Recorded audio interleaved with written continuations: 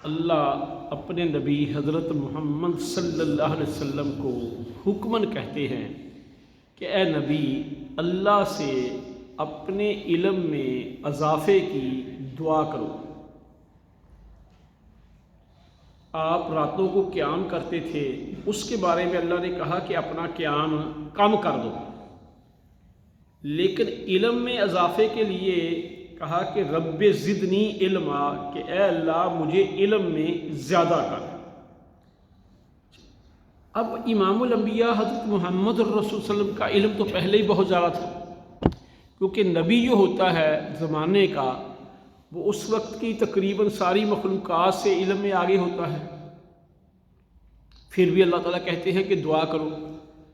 تو اس لیے آپ کے صحابہ کرام محدثین وہ بھی اس معاملے میں بہت حریص تھے۔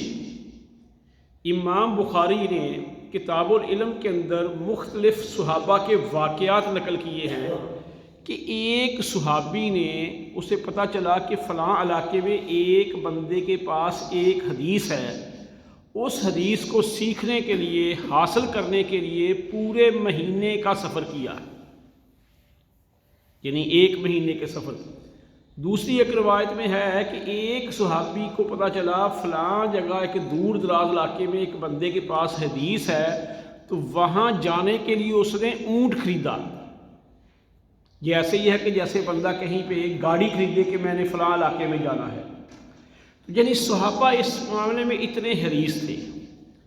ایسے ہی امام مالک رحمۃ اللہ علیہ کے استاد کے بارے میں یہ واقعہ ملتا ہے، وہ کچھ لوگ اس پہ بحث بھی کرتے ہیں کہ ان کے والد صاحب کہیں اس زمانے میں کہیں لمبے سفر پہ چلے گئے، حالات کچھ ایسے ہوئے کہ انہیں بہت عرصہ واپس نہ آ سکے۔ ان کے جانے کے بعد اللہ نے انہیں ایک بیٹا دیا۔ اب جب وہ گئے تھے 30,000 درہم وہ گھر اپنی بیوی کو دے کے گئے، یہ بہت بڑی اماؤنٹ تھی۔ جب 30 سال کے بعد وہ کہیں آئے تو آ کے انہوں نے فجر کی نماز مسجد میں پڑھی، رات کے اندھیرے میں آئے، فجر کی نماز مسجد میں پڑھی، مسجد نبوی میں۔ جب وہ واپس آئے تو بیگم سے پوچھنے لگے کہ جو میں نے پیسے دیے تھے اتنے سارے وہ کدھر ہیں، کہاں ہیں؟ تو اس نے پوچھا کہ تو نے نماز مسجد میں پڑھی ہے؟ کہتے ہاں جی۔ کہتے تم نے درس سنا ہے؟ کہتے جی۔ کہتے جی آپ کا بیٹا ہے جس نے درس دیا ہے، اور یہ میں نے اس کی تعلیم و تربیت پہ لگا دیا ہے۔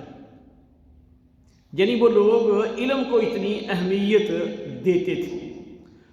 آج دیکھیں قومیں وہی ترقی کرتی ہیں جو علم میں آگے ہیں۔ اب ہم یورپ کو کہتے ہیں اس وقت سائنس اور ٹیکنالوجی میں سچی بات ہے وہ ہم سے آگے ہیں۔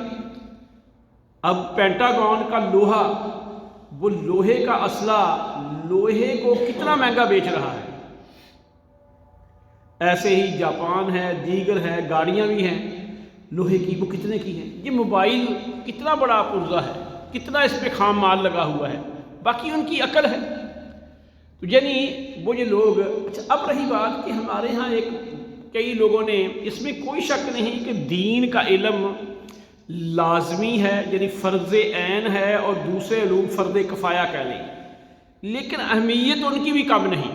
جیسا کہ محمد الرسول اللہ صلی اللہ علیہ وسلم نے بدر کے قیدیوں کا، جنگ بدر میں مال کی اشد ضرورت تھی، لیکن آپ نے فدیہ کیا رکھا کہ 10 مسلمانوں کو پڑھنا لکھنا سکھاؤ۔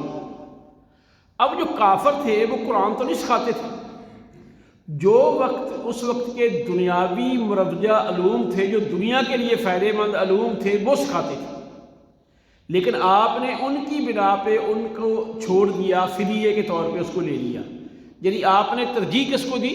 علم کو۔ آج ہمارا حال آپ کے سامنے ہے، اسی لیے امام الانبیاء حضرت محمد الرسول صلی اللہ علیہ وسلم نے فرمایا کہ ایک عالم 1000 عابد سے بہتر ہے۔ دیکھیں ہماری مسجد میں کتنے لوگ ہیں، اب ہم سب نے نماز پڑھی ہے، 1000 بندہ ایسے عبادت کرنے والا ہو تو اکیلا عالم ان سے بہتر ہے۔ اور بھی بڑی روایات ہیں علماء کی فضیلت میں، لیکن میرے بھائی ہم ایسے ہی ایک اور روایت میں کہ رسول اللہ صلی اللہ علیہ وسلم نے فرمایا کہ جس بندے کو قرآن کی تعلیم نے، دین کی تعلیم نے، علم کے حصول نے دعائیں مانگنے سے روکے رکھا.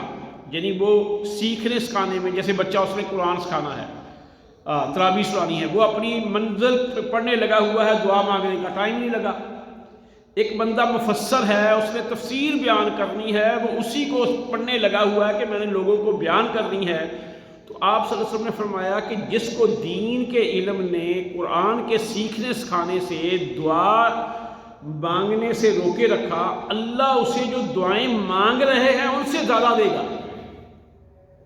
یعنی وہ پیچھے نہیں رہا کہ کوئی کہے کہ اس نے دعائیں زیادہ مانگ لی ہیں، اللہ اس کو دعائیں مانگنے والوں سے زیادہ دے گا. تو اس لیے ہمارے ہاں اس میں کوئی شک نہیں کہ ذکر، اذکار، دعاؤں کی بڑی فضیلت ہے، لیکن علم ان سے بہت آگے ہے. اگر دونوں کام کر سکتے ہیں تو ہمیں دونوں کرنا چاہیے.